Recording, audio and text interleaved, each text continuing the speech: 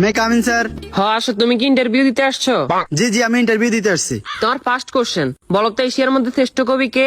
রবীন্দ্রনাথ ঠাকুর। তোমার second question, বাংলাদেশে একজন দেশপ্রেমিকের নাম বলো। এই যেমন শেখ মুজিবুর রহমান। তোমার থার্ড নাম্বার কোশ্চেন, বলো তো বাংলাদেশ কবে স্বাধীন হয়েছে?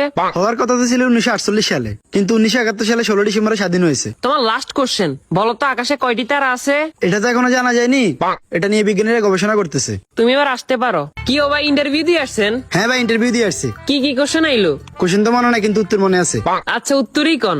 রবীন্দ্রনাথ ঠাকুর, শেখ মুজিবুর রহমান। 1948 সালে হওয়ার কথা ছিল, কিন্তু 1971 সালে 16 ডিসেম্বর হয়েছে। এখনো জানা যায়নি, এটা নিয়ে বিজ্ঞানীরা গবেষণা করতেছে।